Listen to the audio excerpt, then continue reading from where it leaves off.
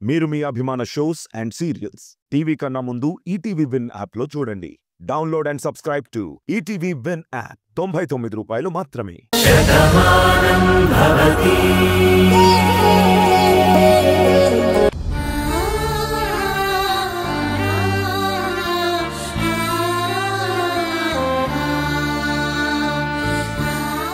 ఇక్కడ జరిగింది నాకు పూర్తిగా తెలుస్తోంది. కానీ ఇదే విషయం నేను కళ్ళు మూసుకుంటే ఎందుకు కనిపించడం లేదు? వేరే ఏదేదో కనబడుతుంది.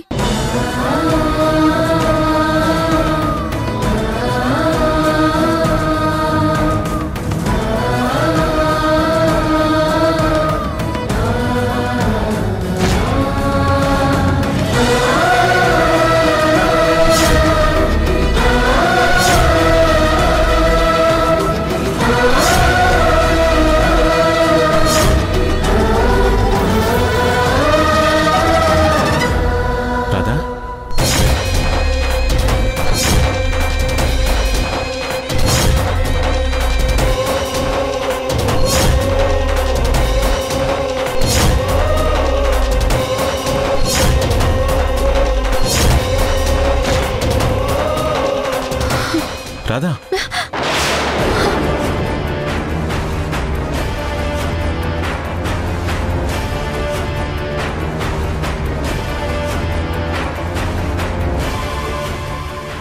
ఏం రాధా అలా ఉన్నావు? ఏం జరిగింది? నిన్నే రాధా, ఎందుకు అలా ఉన్నావు? నేను రాధా అని పిలుస్తున్నా, ఎందుకు పలకడం లేదు? అడిగిన దానికి సమాధానం చెప్పు రాధా. నేను పిలుస్తున్నా వినిపించుకోకుండా దేని గురించి ఆలోచిస్తున్నావు?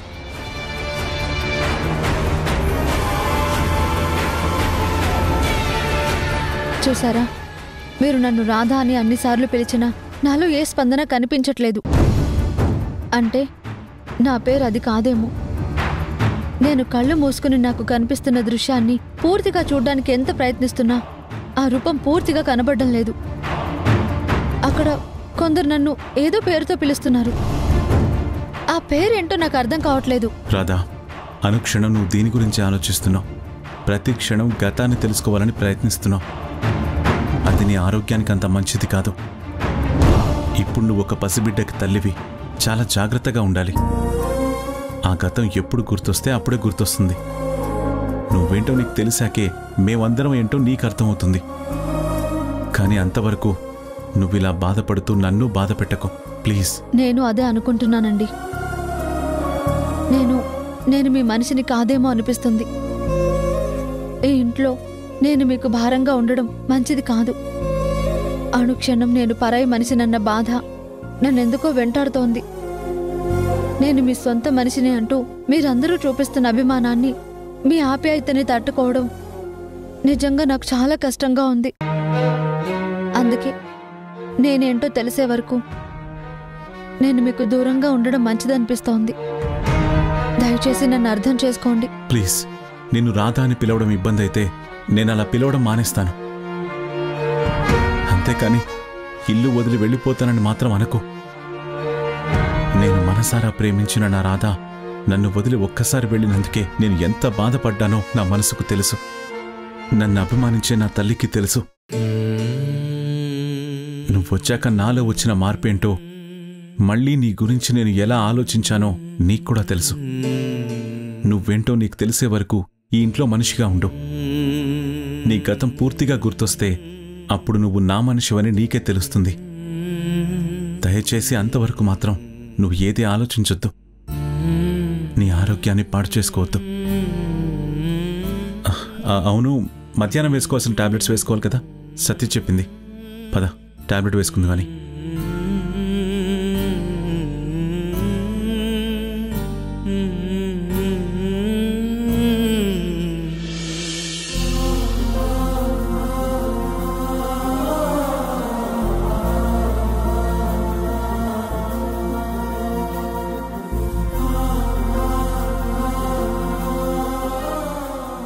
అదేంట్రా, అందరూ లోపలుంటే నువ్వు ఒక్కడవే ఒంటరిగా ఇక్కడి నుంచున్నావేంట్రా?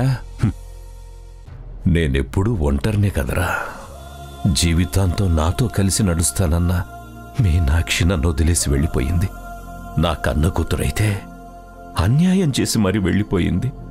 నేను ఒంటరిని కాక మరేమిటి? అయినా సరే ఈ గుండె ఆగిపోకుండా ఎందుకు కొట్టుకుంటుందో తెలుసా? నీకు నేనున్నాను అని నిలబడే స్నేహితుడు నువ్వున్నావు కాబట్టి. నా రక్తం పంచుకొని పుట్టకపోయినా అన్నయ్య అంటూ ఆప్యాయంగా మాట్లాడే చెల్లయుంది.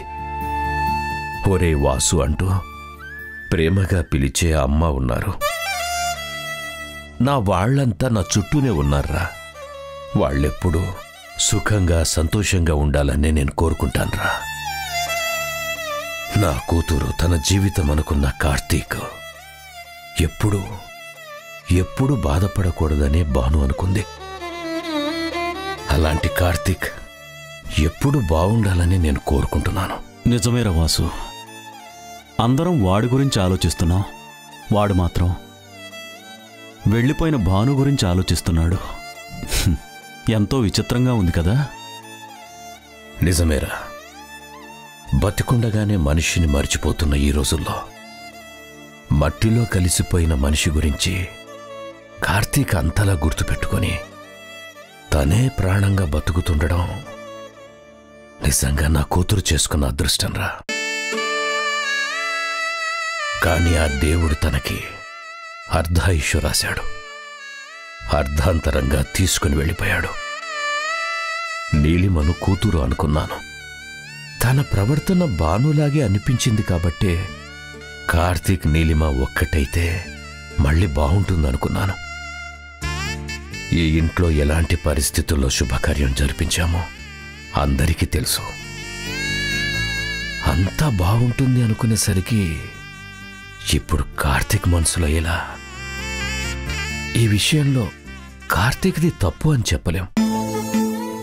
నీలిమ అనుకున్నట్టుగానే కార్తీక్తో పెళ్లి జరిగింది కదా, ఇంకేంటి అని అలాగే వదిలేయలేం. ఏం చెయ్యాలో కూడా అర్థం కావట్లేదురా. ఇన్నాళ్ళు ప్రశాంతంగా ఉన్న ఈ ఇంట్లో మళ్ళీ మనస్పర్ధలు మొదలైతే అవి ఎలాంటి పరిస్థితిలోకి దారితీస్తాయో అని నాకు చాలా భయంగా ఉందిరా. లేదురా, ఒకప్పుడు ఇదే అపోహలతో మనుషుల మధ్య దూరం పెరిగింది. ఆప్యాయతల మధ్య కూడా అసూయ మొదలైంది. రెండు కుటుంబాలు ఎదురుపడలేనంత దారుణ పరిస్థితికి వెళ్ళిపోయింది. ఇంకెప్పటికీ ఆ పరిస్థితి రాదురా. అందరికీ ఆలోచించే శక్తి పెరిగింది. భాను పెంచిన స్ఫూర్తి అందరిలోనూ ఉందిరా. అందుకని ఇంకా ఎలాంటి సమస్య రాదు. ఇదిగో, నువ్వు ధైర్యంగా ఉండు. లేదురా, తన కూతురికి ఏ సంతోషం దక్కదేమో అన్న బాధలో శారద గారు నోరు చేరారు. మా అమ్మనిలా అంటావా అని కార్తీక్ ఆవిడ్ని నిలదీశాడు. ఆలోచించి చూస్తే ఎవరిది తప్పు లేదురా. ఎవరి ప్రేమ వారికుంది, ఎవరి అభిమానం వారికుంది. పరిస్థితులు మాత్రమే అందరితో ఆడుకుంటున్నాయి. ఆ పరిస్థితులు ఇంకెలాంటి పరిస్థితులకు దారితీస్తాయో అని నాకు చాలా భయంగా ఉందిరా. వాసు, జరిగేదేది మన చేతుల్లో లేదు. మనం భయపడినా ఏది ఆగడం లేదు. ఇప్పుడు ఈ సమస్యలన్నింటికీ ఒకటే సమాధానం. కార్తీక్ మనసు మారాలి, నీలిమని తన భార్యగా స్వీకరించాలి. వాళ్ళిద్దరూ సంతోషంగా ఉండాలి. అప్పుడే ఈ ఇల్లు ప్రశాంతంగా ఉంటుందిరా. ఎప్పటికిరా? ఎప్పటికి జరగాలిది? ఈ కల ఎన్నాళ్లకి నెరవేరుతుంది? అంతవరకు కన్నీళ్లతోనే ఎలా సమాధానం చెప్పుకోగలం? నిజమేరా. అన్నిటికన్నా నాకు ఇంకో భయం ఉందిరా. ఇవన్నీ తలుచుకుని ఊర్మిళ ఈ బాధ తట్టుకోలేకపోతుంది. నిరాశలోకి వెళ్ళిపోతుంది. అలా వెళ్తే తన ఆరోగ్యం ఏమైపోతుందో అని నాకు భయంగా ఉందిరా వాసు. కానీ ఏం చేయను? నేను భానుని మర్చిపోలేను నాన్న అని చెప్పిన కొడుకుని మరిచిపోమని చెప్పాలా? పెళ్లి చేసేశాం కాబట్టి ఇంకేది ఆలోచించొద్దు అని ఊర్మిళకు చెప్పాలా? మీ కూతురు పరిస్థితి ఇలాగే ఉంటుంది, మీరు సర్దుకుపోండని వాళ్ళకి చెప్పాలా? ఎవరికి ఏం చెప్పాలో అర్థం కావట్లేదురా. ఏమీ చెప్పలేంరా. జరుగుతున్న వాటిని ఒక ప్రేక్షకుడిగా చూస్తూ మౌనంగా ఉండటం తప్ప మన దగ్గర సమాధానం లేదురా.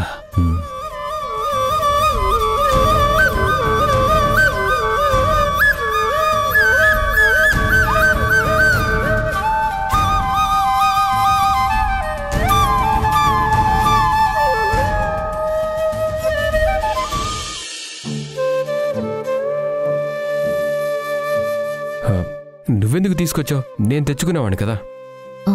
పర్వాలేదు Karthik. Good night. Good night.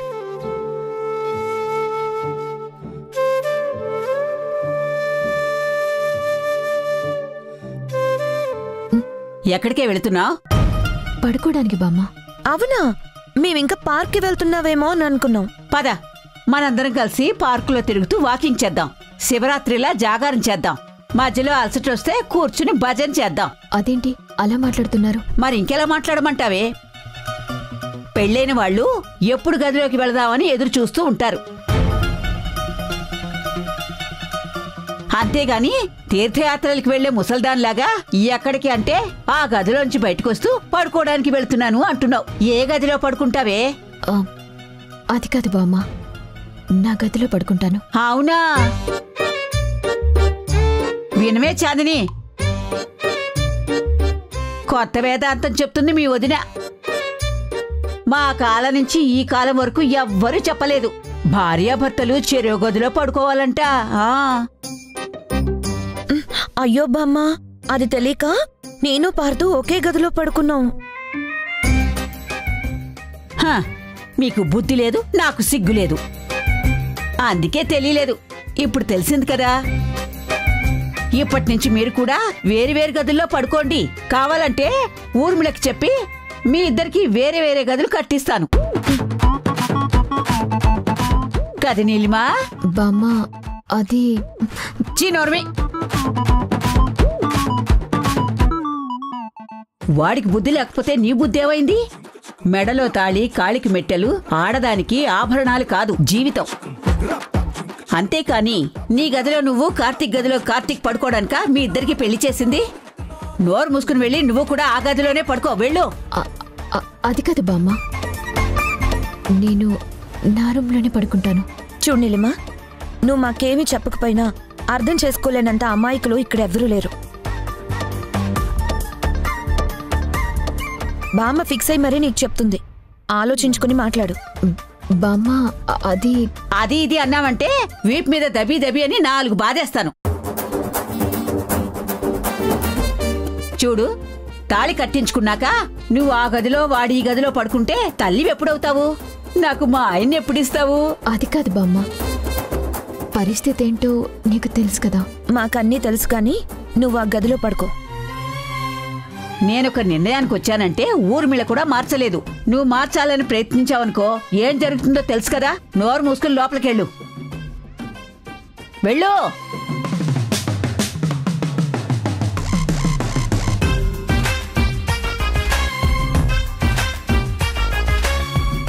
బామ్మ నువ్వు సూపర్. కానీ నీలిమ లోపలికి వెళ్తే కార్తీక్ లోపల ఉంటాడంటావా? వాడు బయటకొస్తే వాడికి వార్నింగ్ ఇవ్వడానికి మనం ఇక్కడే ఉంటాం కదా. ఏంటి నీలిమా, ఏదైనా మర్చిపోయావా? ఏం లేదు కార్తీక్, నేను కూడా ఈ గదిలోనే పడుకోవాలి. సరే పడుకో.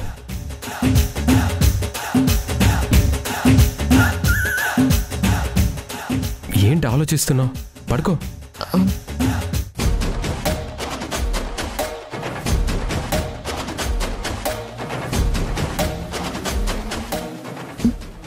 కార్తీక్, ఎక్కడికి?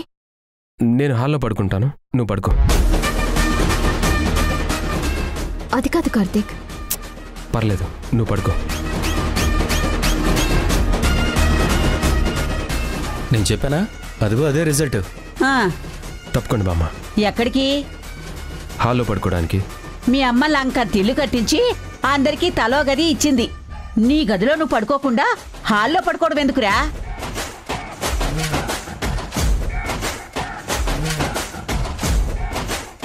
నీలిమ గదిలో పడుకుంది, నేను హాల్లో పడుకుంటాను. అదేంటన్నయ్య, మీరిద్దరూ ఒకే గదిలో పడుకోవాలి కదా. చూడు చాందిని, నీకేం తెలీదు, నువ్వేం మాట్లాడుకో. ఒరే నాకన్నీ తెలుసు, నేను మాట్లాడచ్చు కదా. బామ్మ ఒరే మేము మిమ్మల్ని విడదీసి నీకు సన్యాసం ఇవ్వలేదురా. నీకు హాల్లోనో గుడి మెట్ల మీదో పడుకోవడానికి. పసిపిల్లల చేతిలో చాక్లెట్ లాక్కుంటే పాపం అవుతుంది, పెళ్ళైన వాళ్ళ ఇద్దరి మధ్యలో ఉంటే పాపం అవుతుంది. ఇలా రాత్రంతా మాతో మాట్లాడుతూ ఉంటే మా నిద్ర చెడగొట్టిన పాపం నీకంటుకుంటుంది. కాబట్టి నోరు మూసుకుని గదిలోకి వెళ్ళి పడుకో. నేనెందుకు ఇలా మాట్లాడుతున్నానో మీకెవ్వరికీ తెలీదు. అదేంటి కార్తీక్, పెళ్ళైన మాకు తెలియదంటావేంటి? మాకన్నీ తెలుసు. నువ్వు బామ్మ చెప్పినట్టు చెయ్యి. బావా అది ఏంట్రా బావా జావా అంటున్నావు? చూడు, మీకు పెళ్ళయింది, మీ ఇద్దరు ఒకే గదిలో పడుకోవాలి అంతే. కాదు కూడదన్నావంటే తాట తీస్తాను. నోరు మూసుకుని పోయి పడుకో, వెళ్ళు. కుదరదు బామ్మ, నేను హాల్లోనే పడుకుంటాను. నువ్వు హాల్లో పడుకుంటావురా, కానీ మన ఇంటి పరువు రోడ్డు మీద నిలబడుతుంది. నీకు బుద్ధి జ్ఞానం ఉందా లేదా? పెళ్ళైన వాడు భార్య గదిలో ఉండగా వచ్చి హాల్లో ఇలా పడుకుంటే నలుగురు ఏమనుకుంటారా? నేను మీ నలుగురి కోసం పెళ్లి చేసుకున్నాను, అది చాలు. పెద్ద దేశాన్ని ఉద్ధరించినట్టుగా గొప్ప మాట చెప్పావు గాని, నిన్ను పెళ్లి చేసుకుంటే తాళి కట్టేసి దాని మానాన దాన్ని వదిలేమని కాదురా, శుభ్రంగా కాపురం చేసుకోమని. నోరు మూసుకుని లోపలికెళ్ళి పడుకో, వెళ్ళో. బామ్మ నా పరిస్థితి. ఏంట్రా పరిస్థితి? ఏదేమైనా సరే నువ్వు ఆ గదిలోనే పడుకోవాలి. నువ్వు లోపలికి వెళ్ళకపోతే నేను ఇక్కడి నుంచి వెళ్ళను. Good night. గుడ్ నైట్, వెళ్ళు. అమ్మయ్యా. బామ్మ, నీ ప్లాన్ వర్కౌట్ అవుతుందంటావా? ఒరే పిచ్చి మనవడా, గదిలో భార్య ఉంటే ఆలోచన అదే మారుతుందిరా. బెల్లం ఉన్న చోటికి చీమలు, ఆడుదున్న చోటికి మగాడు ఖచ్చితంగా వెళ్తాడు. ఇంకా వాళ్ళు ఏడిపేదో వాళ్ళు ఏడుస్తారు. మనం వెళ్ళి పడుకుందాం. పదండి పదండి పదండి. ఆహా అమ్మా.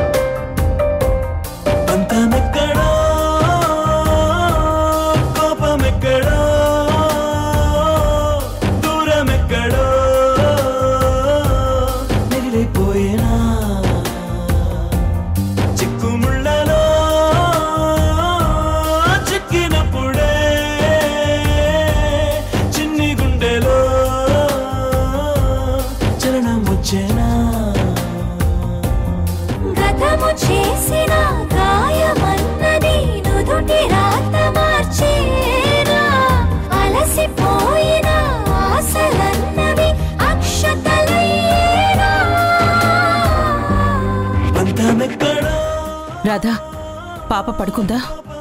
ఇప్పుడే పడుకుందండి. మీరేంటి ఇలా వచ్చారు?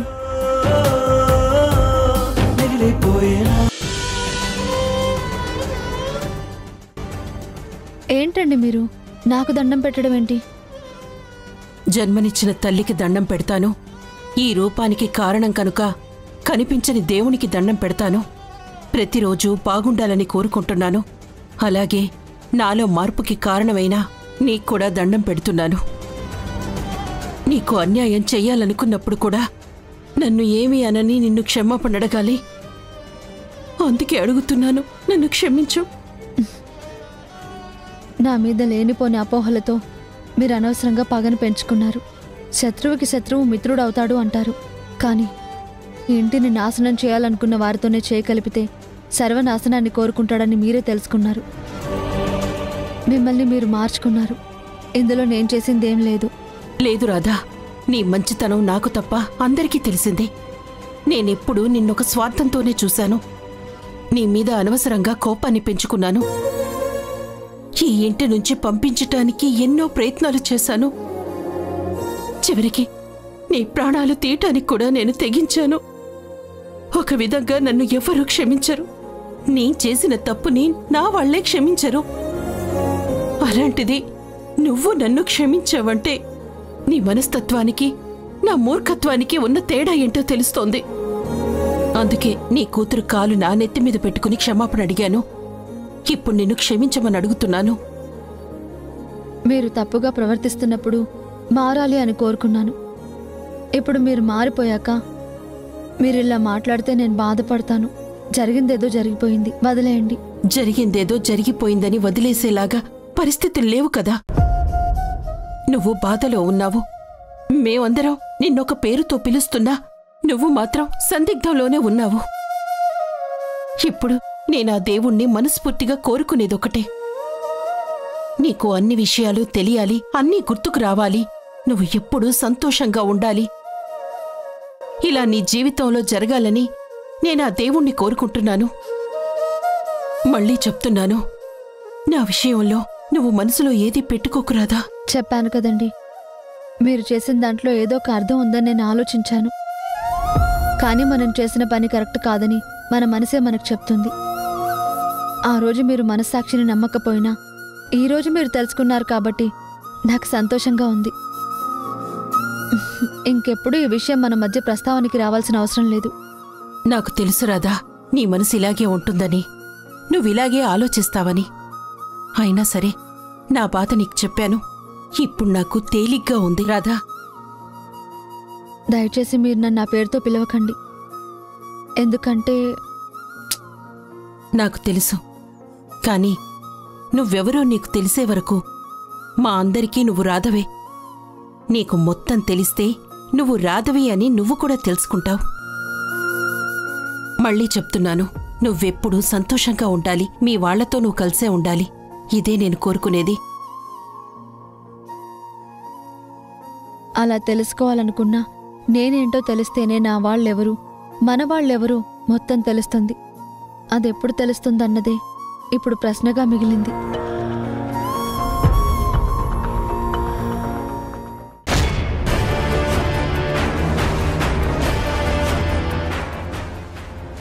ఎవరమ్మా నువ్వు? సరాసరి నట్టింట్లోకి వచ్చేసావు. నా పేరు దేవమ్మ, నేను అజయ్ తల్లిని. నువ్వా? నీ కొడుకు కోసం నువ్వు బయటకొచ్చావు. నువ్వు బయటకొచ్చావని తెలిసాకే మా ఇంట్లో లేనిపోయిన టెన్షన్స్ వచ్చాయి. ఇప్పుడేం తగలబెట్టాలని ఇక్కడికి వచ్చావు?